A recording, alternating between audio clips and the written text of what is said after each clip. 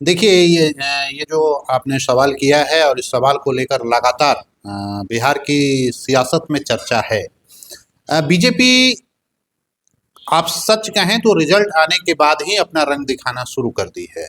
अब ये बात और है कि लोग उसको अलग अलग तरीके से देख रहे हैं, लेकिन सच्चाई है तैयारी बीजेपी की पहले से थी, या यूं कहें चुनाव से पहले से बीजेपी की तैयारी थी। बीजेपी एक ऐसे भारतीय राजनीति में एक ऐसी पार्टी है जो 24/7, आप कह सकते हैं कि उनका एक विंग जो है वो लगातार चुनाव और चुनाव के मूड पे ही कार्य करते रहता है। कहाँ चुनाव होना है, कैसे चुनाव है, कहाँ हम बैकफुट पे हैं, कैसे हम फ्रंट फुट पे आए, ये लगातार भारतीय जनता पार्टी करती रही है। चुनाव होने के बाद भी जहां तक अन्य बिहार की अन्य पार्टियां, चाहे वो जेडीयू हो या फिर उपेंद्र कुशवाहा की पार्टी हो, हम हो या फिर आरजेडी या एबीसीडी जितनी पार्टियां हैं, सब सब चुनाव के मूड से बाहर आ जाती है। लेकिन भारतीय जनता पार्टी कंटिन्यू इस पर वर्क कर रही है। यही नतीजा है कि आज की तारीख में बीजेपी के अंदर और बीजेपी के बाहर से जो खबरें आ रही हैं वो यही खबर है कि भारतीय जनता पार्टी 14 तारीख के बाद, मकर संक्रांति के बाद, क्या ये जो भारतीय खासकर बिहार की राजनीति का जो संक्रमण काल है, जब से नीतीश कुमार बिहार की सियासत में एक पावरफुल चेहरा के रूप में उभरे हैं, वो संक्रमण काल बीजेपी क्या तोड़ पाएगी?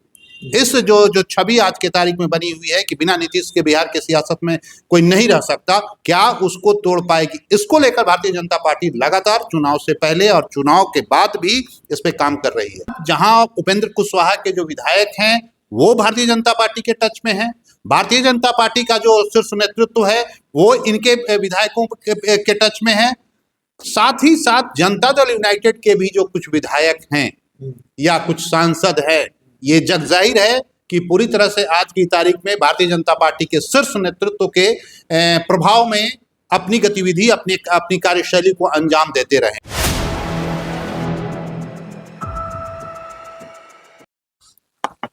नमस्कार, आप देख रहे हैं 4 PM और मैं हूं अभिषेक मिश्रा। क्या खरमास के बाद, दही चूड़ा के बाद भारतीय जनता पार्टी अपना असली रंग अपने सहयोगी दलों को दिखाने वाली है? और वो चाहे नीतीश कुमार हो या चाहे उपेंद्र कुशवाहा हो।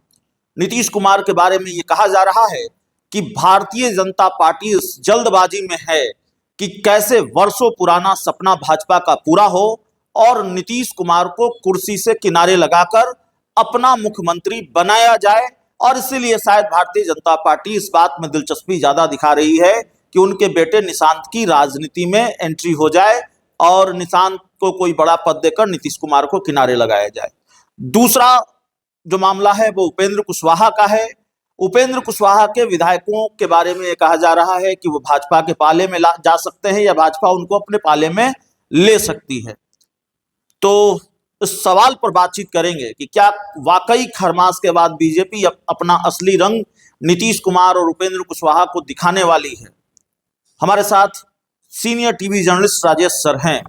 सर, बिहार में खेल के बाद, माफ कीजिएगा, खरमास के बाद सियासी खेल की परंपरा है।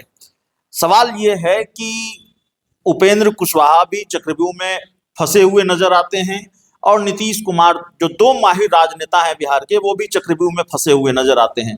हालांकि नीतीश कुमार कब चक्रव्यूह तोड़ दें और चक्रव्यूह रचने वाले को चक्रव्यूह में फंसा दे, कहा नहीं जा सकता। लेकिन क्या नीतीश कुमार और उपेंद्र कुशवाहा को बीजेपी अपना असली रंग खरमास के बाद दिखाने वाली है? देखिए ये जो आपने सवाल किया है और इस सवाल को लेकर लगातार बिहार की सियासत में चर्चा है। बीजेपी, आप सच कहें तो रिजल्ट आने के बाद ही अपना रंग दिखाना शुरू कर दी है। अब ये बात और है कि लोग उसको अलग अलग तरीके से देख रहे हैं, लेकिन सच्चाई है तैयारी बीजेपी की पहले से थी, या यूं कहें चुनाव से पहले से बीजेपी की तैयारी थी। बीजेपी एक ऐसे भारतीय राजनीति में एक ऐसी पार्टी है जो 24/7, आप कह सकते हैं कि उनका एक विंग जो है वो लगातार चुनाव और चुनाव के मूड पे ही कार्य करते रहता है। कहाँ चुनाव होना है, कैसे चुनाव है, कहाँ हम बैकफुट पे हैं, कैसे हम फ्रंट फुट पे आए, ये लगातार भारतीय जनता पार्टी करती रही है। चुनाव होने के बाद भी जहां तक अन्य बिहार की अन्य पार्टियां, चाहे वो जेडीयू हो या फिर उपेंद्र कुशवाहा की पार्टी हो, हम हो या फिर आरजेडी या एबीसीडी जितनी पार्टियां हैं, सब चुनाव के मूड से बाहर आ जाती है। लेकिन भारतीय जनता पार्टी कंटिन्यू इस पर वर्क कर रही है। यही नतीजा है कि आज की तारीख में बीजेपी के अंदर और बीजेपी के बाहर से जो खबरें आ रही हैं वो यही खबर है कि भारतीय जनता पार्टी 14 तारीख के बाद, मकर संक्रांति के बाद, क्या ये जो भारतीय खासकर बिहार की राजनीति का जो संक्रमण काल है, जब से नीतीश कुमार बिहार की सियासत में एक पावरफुल चेहरा के रूप में उभरे हैं, वो संक्रमण काल बीजेपी क्या तोड़ पाएगी? इस जो छवि आज के तारीख में बनी हुई है कि बिना नीतीश के बिहार के सियासत में कोई नहीं रह सकता, क्या उसको तोड़ पाएगी? इसको लेकर भारतीय जनता पार्टी लगातार चुनाव से पहले और चुनाव के बाद भी इस पे काम कर रही है।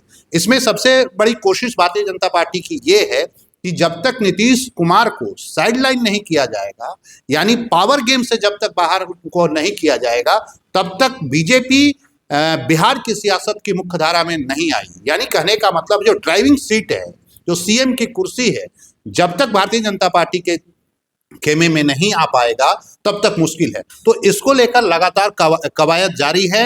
एक तरफ जहां उपेंद्र कुशवाहा के जो विधायक हैं वो भारतीय जनता पार्टी के टच में हैं, भारतीय जनता पार्टी का जो शीर्ष नेतृत्व है वो इनके विधायकों के टच में है। साथ ही साथ जनता दल यूनाइटेड के भी जो कुछ विधायक हैं या कुछ सांसद हैं, ये जग जाहिर है कि पूरी तरह से आज की तारीख में भारतीय जनता पार्टी के शीर्ष नेतृत्व के प्रभाव में अपनी गतिविधि, अपनी कार्यशैली को अंजाम देते रहे हैं। हाल के दिनों में आपने देखा होगा कि निशांत को लेकर, मुख्यमंत्री के जो पुत्र हैं, उनको लेकर लगातार ये खबरें आ रही हैं। तो भारतीय जनता पार्टी ये चाह रही है कि एक तीर से दो निशाना साध दिया जाए। वो चाह रही है कि डायरेक्ट नीतीश कुमार पर अटैक न हो। जब हमको अटैक करना नहीं है तो फिर उनको साइडलाइन हम करें तो कैसे करें? एक इंतजार कर रही है भारतीय जनता पार्टी कि नीतीश कुमार से कुछ मेजर गलती हो जाए तो खुद ब खुद एक ऐसा माहौल बने कि इन्हें भाई अब तो उस स्थिति में नहीं है, इन्हें साइड किया जाए, अब भारतीय जनता पार्टी के खेमे में ये सीएम कुर्सी का जो पद है वो जाए। दूसरा एक प्लान ये है कि निशांत को आगे कर दिया जाए और निशांत को आगे करके बिहार की सियासत को आगे बढ़ाया जाए कुछ दिनों तक। उसके बाद फिर Bharatiya Janata party front foot पे होगी, या इनको डिप्टी सीएम निशांत को बनाया जाए, बीजेपी मुख्य धारा में आए।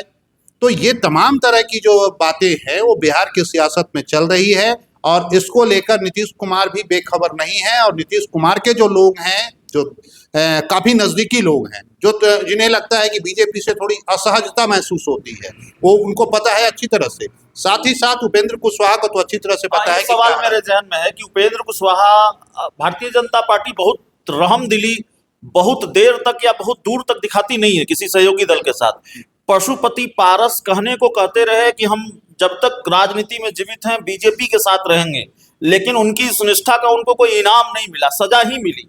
तो मेरा सवाल ये है कि क्या भारतीय जनता पार्टी उपेंद्र कुशवाहा को पशुपति पारस बना देगी? हालांकि दोनों के दोनों का जो प्रभाव है बिहार की राजनीति में, दोनों का जो रसूख है बिहार की राजनीति में, दोनों के पास जो वोट बैंक है उसमें अंतर है। पशुपति पारस के पास कम था या न के बराबर था, उपेंद्र कुशवाहा का एक वोट बैंक है, उनका एक जनाधार जरूर है। लेकिन क्या पशुपति पारस बनने की राह पर उपेंद्र कुशवाहा है? क्योंकि 4 में से 3 विधायक तो छिटक गए, पार्टी के लोग भी रोज इस्तीफा दे रहे हैं, दर्जनों लोग इस्तीफा दे चुके हैं। भारतीय जनता पार्टी क्या उनके विधायकों को अपनी पार्टी में शामिल कराएगी या ये दबाव बनाएगी कि आप विलय कीजिए? क्योंकि चर्चा ये है कि जेडीयू में विलय हो सकता है और जेडीयू में विलय होने का मतलब नीतीश कुमार का नंबर मजबूत होना, नंबर बढ़ना, और बीजेपी किसी भी हाल में जेडीयू को बड़ा भाई नहीं होने देना चाहती। ये भी राजनीतिक गलियारों में चर्चा है। देखिए, उपेंद्र कुशवाहा के जो विधायक हैं उन्हें अच्छी तरह से पता है कि आगे आने वाले दिनों में नीतीश कुमार की स्थिति लगातार कमजोर होती जाएगी, तो वो कभी भी कोई भी डूबती हुई नाव पे सवारी करना नहीं चाहता है। आज की तारीख में बिहार की सियासत में या देश की राजनीति में सबको पता है कि भारतीय जनता पार्टी एक आगे बढ़ती हुई पार्टी है और बिहार की सियासत में आज की तारीख में भारतीय जनता पार्टी उस मुकाम पे है कि कोई भी विधायक और कोई भी राजनेता वो नहीं चाहेगा कि भारतीय जनता पार्टी से इतर होकर सियासत की जाए। तो उपेंद्र कुशवाहा के जो विधायक हैं उनकी पहली प्राथमिकता है कि वो भारतीय जनता पार्टी के खेमे में जाएं और भारतीय जनता पार्टी उनकी पहली चॉइस है। Second choice Janata Dal United हो सकती है, लेकिन मुझे नहीं लगता है कि उपेंद्र कुशवाहा के जो विधायक हैं वो जनता दल यूनाइटेड को सेलेक्ट करेंगे। पहले वो भारतीय जनता पार्टी। दूसरी बात, जो एक सवाल जो आपने कहा कि क्या उपेंद्र कुशवाहा आगे आने वाले दिनों में या भारतीय जनता पार्टी उन्हें पशुपति पारस तो नहीं बना देगी?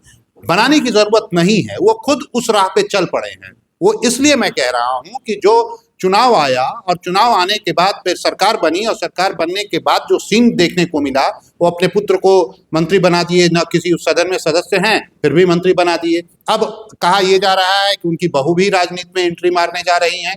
तो इस तरह की जो स्थितियां बन रही है, खुद उपेंद्र कुशवाहा ने कहा कि भाई हमने तो इसलिए बनाया अपने पुत्र को मंत्री कि कल की तारीख में हमारी पार्टी टूट ना जाए। जो हमारे विधायक हैं कल की तारीख में मंत्री हों और हो सकता है कहीं दूसरी पार्टी में चले जाएं। मेरा ऐसा पुराना अनुभव रहा है। तो इस तरह का जो मैसेज गया है, वो मैसेज ये उन्हीं के खेमे में जो लोग हैं उनके लिए भी अच्छा नहीं है। उन्हें भी लगने लगा है कि उपेंद्र कुशवाहा बात जरूर जमात की करते हैं, लेकिन वो सिर्फ जात, और अपनी जात भी नहीं कहें, अपनी परिवार की पॉलिटिक्स करते हैं। तो ये नुकसान उनको होगा। चलिए, तो हमारे साथ राजेश सर थे। इस पूरी रिपोर्ट में इतना ही। बहुत बहुत धन्यवाद।